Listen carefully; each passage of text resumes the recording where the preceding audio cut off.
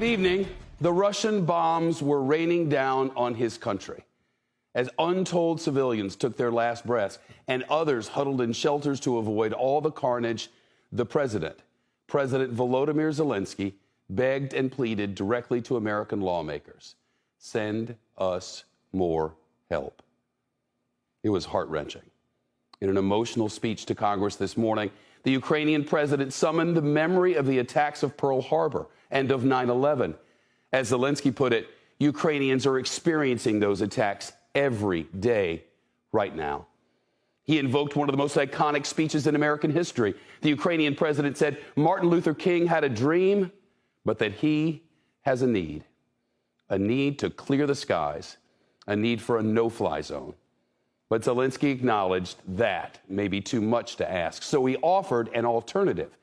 He says Ukraine needs more economic sanctions and more weapons to fight off Putin's war machine. Zelensky then played this graphic video to lawmakers, a look at life in Ukraine before the invasion and the destruction and devastation suffered since. Many of the images show the bombings and the injured children. He spoke briefly in English after the video and admitted life feels bleak when dozens of children die in war. Now I'm almost 45 years old. Today my age stopped when the hearts of more than 100 children stopped beating. I see no sense in life if it cannot stop the death. President Zelensky also sent a message direct to President Biden. He challenged him to be more than the leader of the United States. I'm addressing the President Biden. You are the leader of the nation, of your great nation. I wish you to be the leader of the world. Being the leader of the world means to be the leader of peace. And it means to make tough decisions, which the president has done. He responded several hours later after Zelensky's speech. He pledged the United States will support Ukraine with a nearly $1 billion package of weapons. The American people are answering President Zelensky's call for more help, more weapons for Ukraine to defend itself, more tools to fight Russian aggression. And that's what we're doing. More tools, but one thing he won't do. He will not impose a no-fly zone over Ukraine. He's already said it. Today, he made no mention of it in his 8-minute-long speech. CNBC senior White House correspondent Kayla Tauchi now on our top story tonight. Kayla.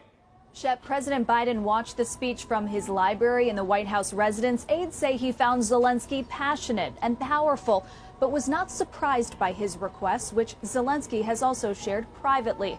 While Biden has distanced the U.S. from direct involvement in the war, today he ordered expedited delivery for hundreds of millions of dollars more in weaponry and equipment for what he assessed to be a long and difficult battle ahead. Portable missiles that can fire at short range, thousands of rounds of ammunition, and tactical unmanned aerial systems that congressional aides say are lethal drones known as switchblades. The administration maintains all of these are to defend, not provoke. Javelins and Stingers are defensive weapons. MiGs or planes are offensive weapons, which are a different type of military system. I would say the other assessment that we've done, not through here, not through the White House, not through the President, from the Department of Defense, is to assess what is effective and what works in terms of fighting this war on the ground. As Russian violence widens, the White House is sending evidence of war crimes in real time to the UN Human Rights Council and the OSCE expert mission overseeing Ukraine. An NSC official here in the U.S. tells me the U.S. supports prosecution if it comes to that. But today, President Biden sounded conclusive. Did you ask me whether I was a war criminal, sir? I think he is a war criminal. In response, a Kremlin spokesman called Biden's remarks unacceptable and unforgivable for the head of a state whose bombs killed hundreds of thousands of people around the world. Shep? Kayla Tauchi, live in Washington.